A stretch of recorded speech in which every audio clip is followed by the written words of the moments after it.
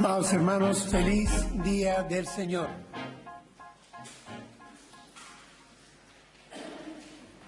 El título de nuestro sermón en esta mañana es Si Dios es por nosotros. Voy a leer para ustedes carta del apóstol Pablo a la iglesia en Roma, capítulo 8, versículos del 31 al 34. De allí tomaremos la base para nuestra reflexión bíblica. Voy a leer en versión Reina Valera 1995. Dice así la palabra de Dios. ¿Qué pues diremos a esto? Si Dios es por nosotros, ¿quién contra nosotros? El que no escatimó ni a su propio Hijo, sino que lo entregó por todos nosotros, ¿cómo no nos dará también con Él todas las cosas? ¿Quién acusará a los escogidos de Dios? Dios es el que justifica. ¿Quién es el que condenará? Cristo es el que murió, más aún, el que también resucitó, el que además está a la diestra de Dios, el que también intercede por nosotros. Y hasta ahí la palabra. Ella sigue gloriosa, como siempre, pero hasta ahí la tomaremos hoy. Hermanos, en este breve texto encontramos 5 preguntas que formula el apóstol Pablo, 5 preguntas en tan solo 4 versículos. Pero yo diría que más que 5 preguntas es una pregunta cardinal, capital, y las demás son consecuencia de esa primera pregunta. La carta la escribe el apóstol Pablo desde la ciudad de Corinto. Es considerada quizá la carta de mayor contenido teológico de todo el Nuevo Testamento. Se considera que forma un cuerpo de doctrina junto a Efesios y Gálatas, las 3. Es una exposición clara y completa, ambas cosas, clara y completa del plan de salvación de Dios.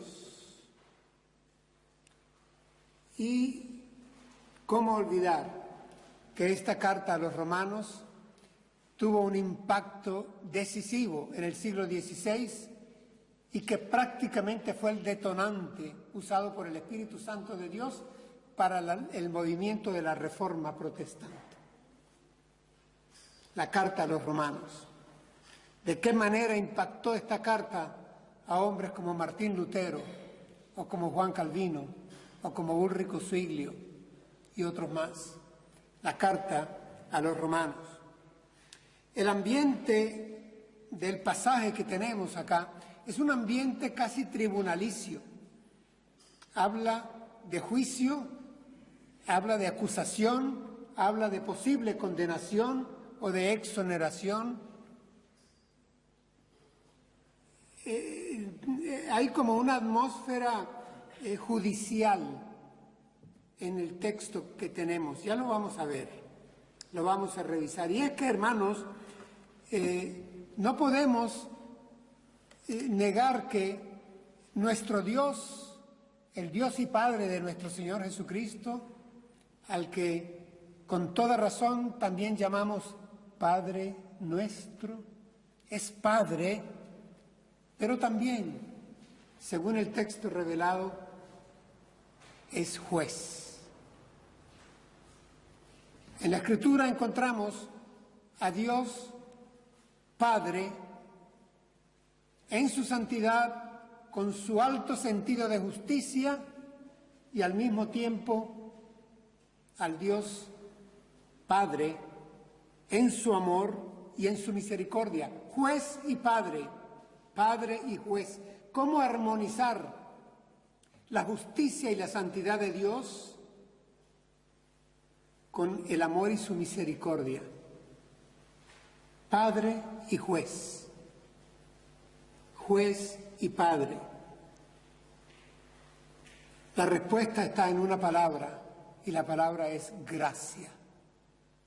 La gracia de Dios armoniza la justicia de Dios con el amor de Dios. Satisface la justicia de Dios y satisface el amor de Dios. La gracia de Dios. Thomas Watson, un teólogo puritano siglo XVII, escribió una frase muy bonita, abro comillas: la gracia de Dios corre paralela a la eternidad. Dios no improvisa su gracia, Dios dispensa su gracia desde siempre, en la eternidad, desde la eternidad. Acabamos de cantar, hermanos, uno de estos grandes himnos de origen inglés, anglo, norteamericano, Amazing Grace, sublime gracia. Hay una estrofa ya al final en donde dice: yo cantaré por siempre allí su amor que me salvó. Sublime gracia, porque por gracia sois salvos, y esto no de vosotros, pues es don de Dios. Don de Dios, regalo de Dios. Y el sermón de hoy, hermanos, tiene que ver es con la gracia de Dios. Hoy vamos a celebrar la Santa Cena, el nuevo pacto, no el nuevo pacto en tus méritos ni en los míos, no en tus sabias decisiones o en las mías, no en tu acertado criterio o en el mío, no en tu corazón blando y en el mío, es el nuevo pacto en mi sangre, dice el Señor. El nuevo pacto en la sangre de Cristo. De esto tratará el sermón en este texto. Comencemos con el análisis del mismo. Comienza con una pregunta el apóstol Pablo. Y dice: ¿qué pues diremos a esto? ¿Qué responderemos ante esto? ¿Cómo reaccionaremos ante esto? ¿Qué objetaremos a esto? Evidentemente, tenemos que revisar a qué esto se refiere. Y para ello debemos de simplemente leer lo que precede a nuestro texto base. Ya fue leído por nuestra hermana. Dice así, lo voy a leer para ustedes, los dos versículos precedentes. Dice: sabemos además que a los que aman a Dios todas las cosas les ayudan a bien. Esto es, ahí viene a referirse, esto es, miren, a los que conforme a su propósito son llamados. A los que antes conoció también los predestinó para que fueran hechos conformes a la imagen de su Hijo, para que Él sea el primogénito entre muchos hermanos. Y a los que predestinó, a estos también llamó. Y a los que llamó, a estos también justificó. Y a los que justificó, a estos también glorificó. A esto es que se refiere el apóstol. Y ahí levanta la pregunta: ¿qué pues diremos a esto? ¿Cómo responderemos ante esto? Sí, hermanos, este es un sermón doctrinal. No puede ser de otra manera si trata de la carta de los romanos, a los romanos. Sermón doctrinal, sí, eminentemente doctrinal. Y trata, sin embargo, desde mi posición pastoral, de llevar la pregunta a ustedes. ¿Qué dicen ustedes ante esto? ¿Cómo reaccionamos nosotros ante esto? Noten que todo lo que he leído, ese contexto escritural precedente, está en pasivo.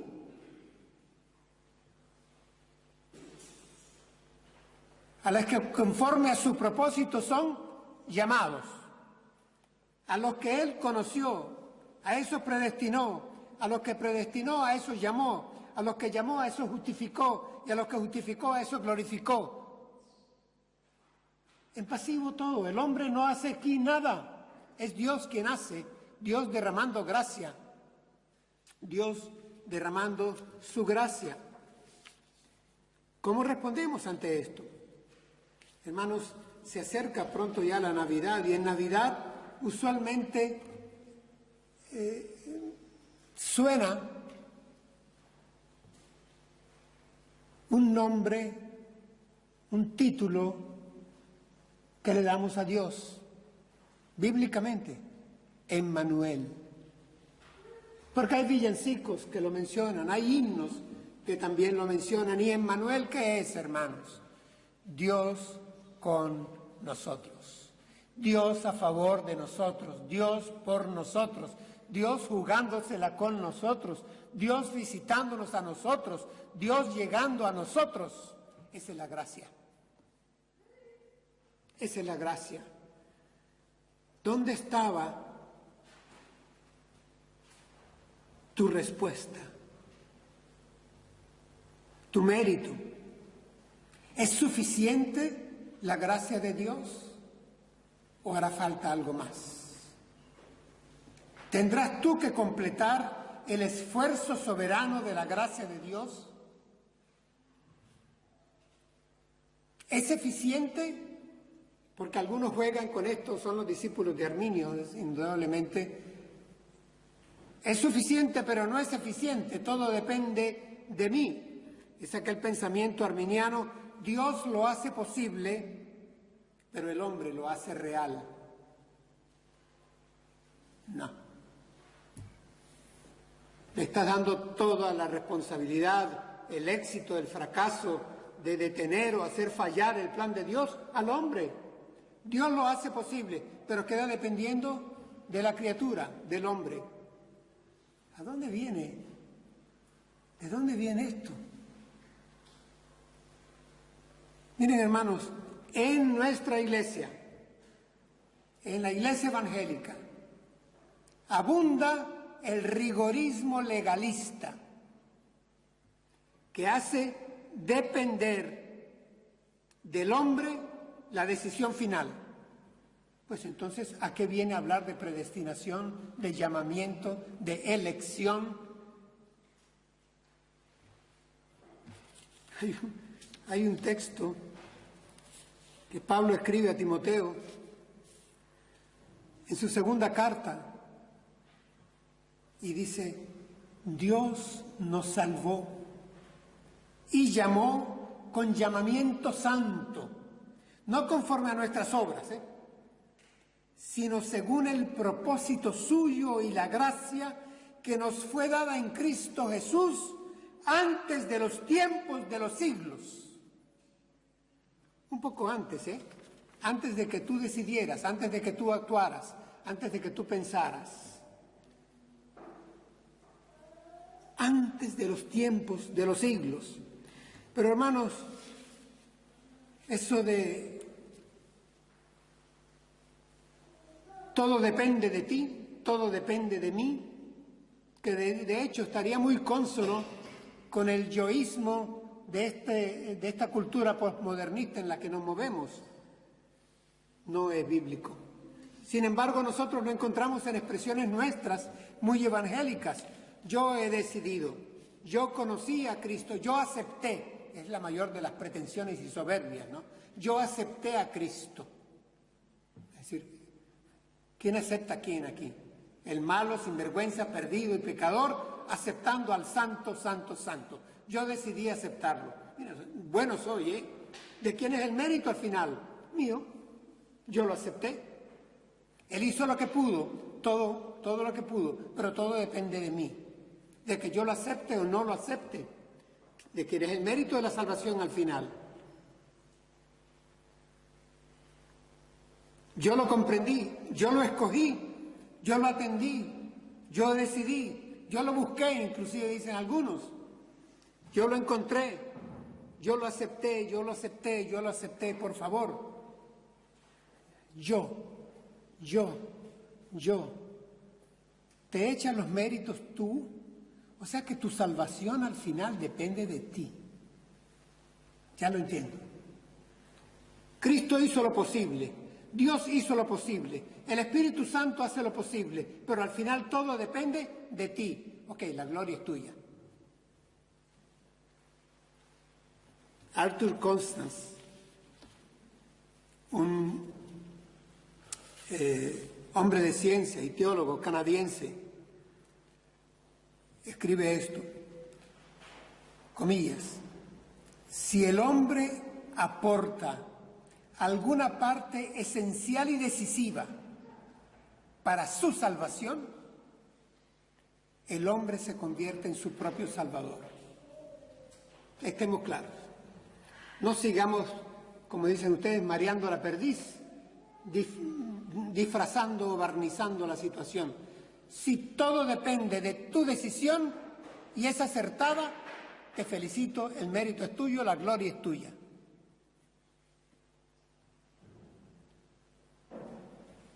Eso es lo que se ha llamado en teología y domina, miren, en la gran mayoría del pueblo evangélico, el sinergismo. Dios ofrece, pero es el hombre quien responde. ¿Quién tiene la última palabra? El hombre. Sinergismo porque actúan dos. Dios ofreciendo a expensas de la voluntad del hombre. Esto es lo que creen la mayoría de mis hermanos en la fe.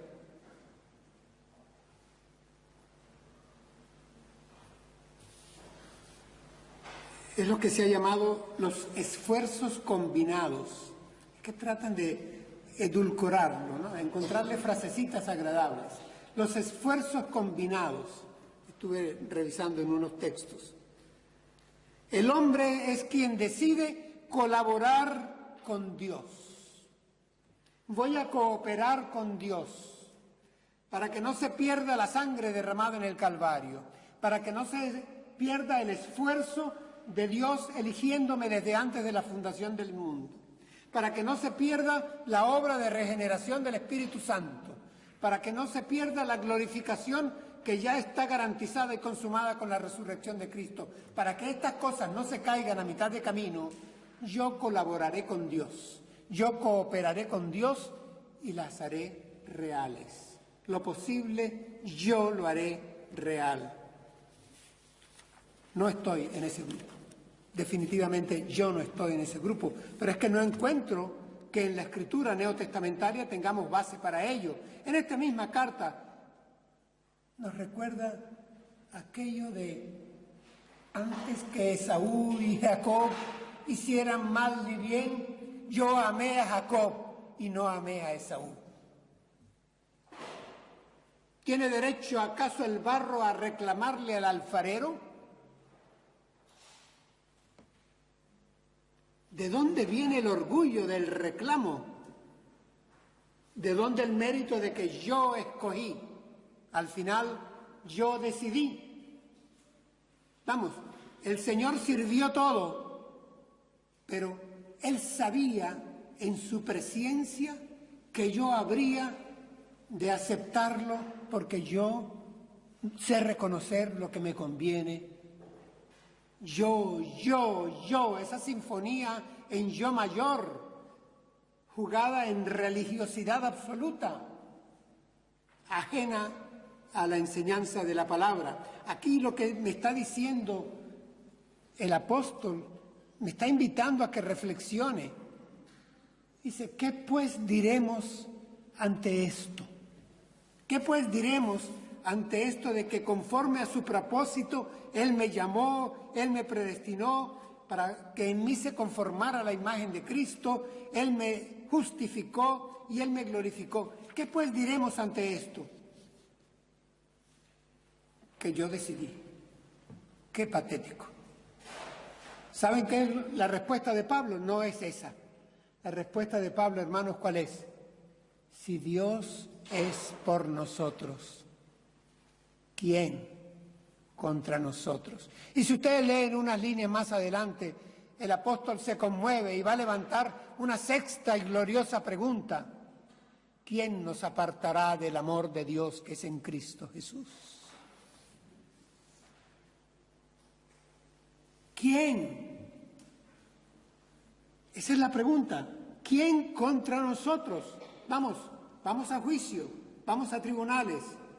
¿Quién contra ti, contra mí? Si estamos cubiertos por la gracia de Dios.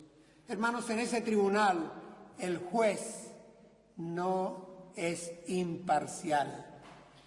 En ese tribunal, en ese ambiente de justicia, el juez decidió juzgar a su hijo en lugar tuyo y mío y cargar sobre él el pecado tuyo y el pecado mío. Y el que no cometió pecado lo hizo pecado mismo para que nosotros fuéramos hallados ¿qué? Justos. Inocente es el veredicto. El veredicto inocente. ¿Eres inocente? ¿Soy yo inocente? Por la gracia de Dios, soy declarado inocente, pero no por mis obras, ni por mis pensamientos, ni por mis sentimientos. Soy de dura cerviz, ¿no lo eres tú? ¿Cuál es tu currículum vitae? El público, el intermedio, el secreto, el que Dios conoce. ¿Lo expondrías en este tribunal? No. En el banquillo de los acusados fue sentado el Hijo de Dios, voluntariamente. Nadie me quita la vida, yo la pongo por mi propia voluntad. Y en la cruz del Calvario, aquellas palabras, hermanos, de consumado es la deuda está cancelada. La deuda ha sido pagada. ¿Cuál deuda? La tuya y la mía. Y por eso somos declarados inocentes. Así que, ¿quién contra nosotros? ¿Quién contra nosotros? ¿Cómo continúa el texto? Dice, el que no escatimó ni a su propio Hijo, sino que lo entregó por todos nosotros, ¿cómo no nos dará también con Él todas las cosas? Otra pregunta más, pero ya viene con una advertencia. El que no regateó, no escondió, no evitó, entregó a su propio Hijo por ti y por mí. Digo, por ese hombre que está ahí en el púlpito, vale mi hijo. Y por esta mujer y este hombre que están sentados en la banca, vale, mi hijo va. Eso es amor. El que por amor dio todo. Juan 3:16, pero es que lo sabemos de memoria, lo hemos repensado y vuelto a pensar. De tal manera amó Dios al mundo. No lo diluyamos, hermanos.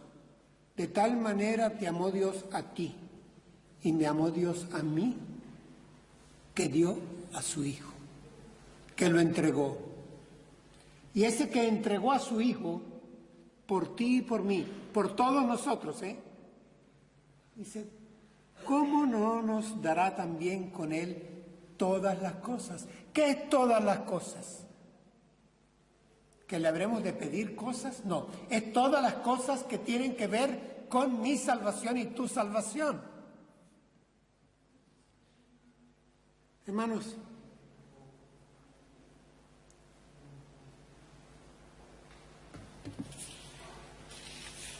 voy a citarme a mí mismo. El Padre conoce, elige, predestina y llama. El Hijo revela, redime, reconcilia e intercede. Y el Espíritu Santo regenera, reside, santifica y sella. Nuestra salvación depende de la triunidad funcional de Dios. Hermanos, tu salvación y mi salvación es el esfuerzo del Dios Trino, el máximo y soberano esfuerzo, ya no podía haber más. Es el clímax del amor dándose en Padre, Hijo y Espíritu Santo. ¿Quién puede tumbar ese plan? ¿Cómo puede fallar esa inversión de Dios? ¿Crees que va a depender de cómo amanece el día de hoy o cómo está tu estado de ánimo o el mío? No, hermanos. El que comenzó la obra en vosotros es fiel y la llevará hasta su final, la terminará. El que comenzó la llevará hasta el final. En palabras del Señor Jesús, recuerdan, nadie los arrebatará de mi mano. Nadie los arrebatará de mi mano.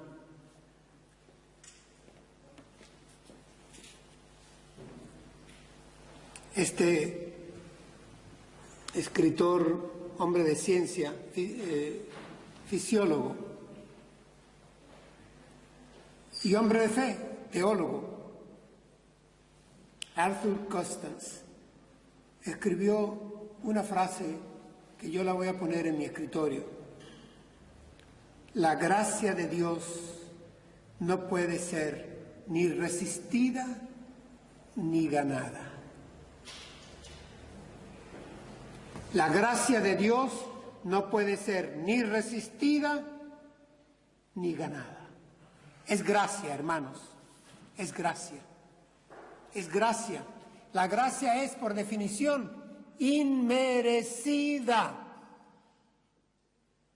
No la mereces tú, no la merezco yo. Démosle gloria a Dios porque nos ha cubierto con su gracia, porque a Él le ha placido desde antes de la fundación del mundo escribir tu nombre y el mío en el libro de la vida. Démosle gracia a Dios, la gloria a Dios por su gracia. El texto continúa y levanta otra pregunta el apóstol. ¿Quién acusará a los escogidos de Dios? ¿Quién acusará a los escogidos de Dios? Miren, no pregunta quién acusará, hasta ahí se pueden levantar acusadores. Y miren que a veces los tenemos a nuestro lado. En la iglesia misma puede ser que se sienten en nuestra misma banca y nos siembren dudas, nos siembren temores, nos siembren desasosiegos y ansiedades. Ten cuidado, no pierdas tu salvación. ¿Serás que tú eres salvo? ¿Ya naciste de nuevo de verdad? ¿El Espíritu Santo te llena? ¿Está en ti o no está? ¿Qué pasa si hoy regresa el Señor? ¿Te quedas? Casi que vienen amenazas con la segunda venida del Señor. Acusaciones inclusive. ¿Quién acusará? ¿A quién? Dice el apóstol. A los que Dios escogió. ¿Quién acusará a los escogidos de Dios? Esta es una pregunta en términos de reto. Mira, hermano, no me acuses. Dios me escogió porque quiso, no porque yo tenga méritos. Puedes acusarme de muchas cosas. De hecho, Satanás es presentado en la Escritura como el acusador. No le hagas el trabajo a Satanás. Levanta a tu hermano recordándole que es escogido por gracia.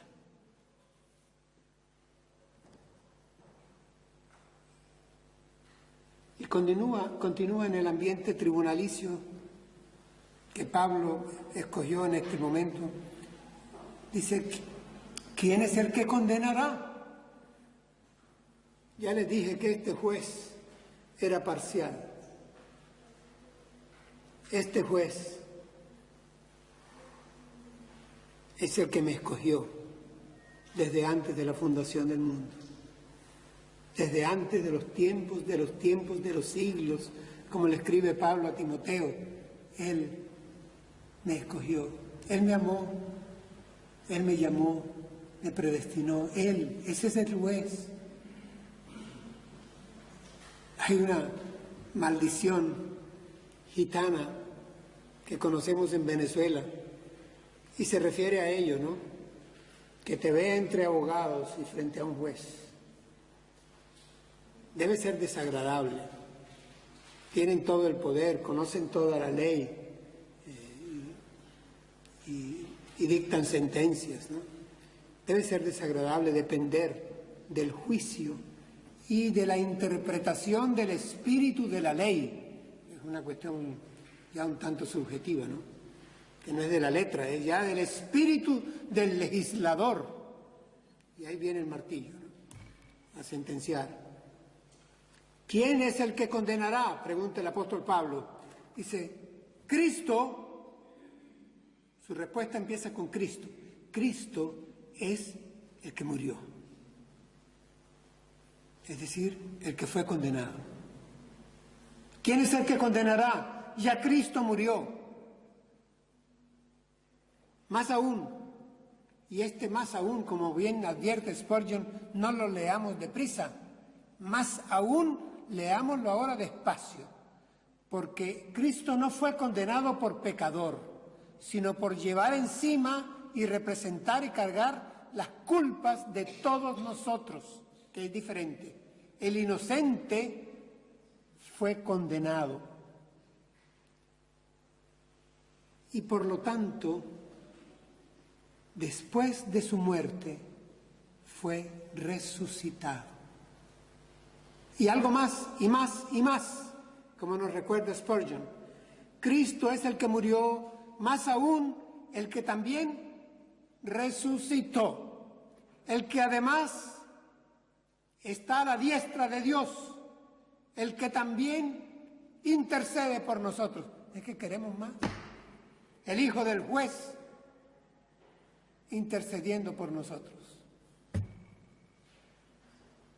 Hijitos, si pecamos, abogado tenemos para con el Padre, abogado defensor.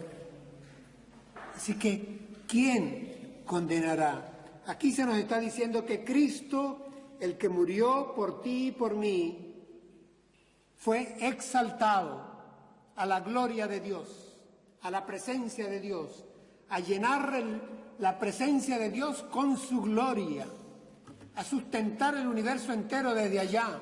Y desde allá, ¿sabes qué está haciendo, hermano y hermana? ¿Qué hace Él por ti y por mí? Intercede por ti y por mí. ¿Tiene poder la intercesión de Dios? Claro que la tiene. Y es que pedimos mal en oración, pero ¿saben quién pide por nosotros? El Espíritu Santo. ¿Tiene poder el Espíritu Santo para guiar nuestra oración y elevar al Padre nuestras necesidades, presentárselas al Hijo y que el Hijo se la presente al Padre? Claro que tiene poder. Hermanos, disfrutemos de esta salvación tan grande. Eso es todo.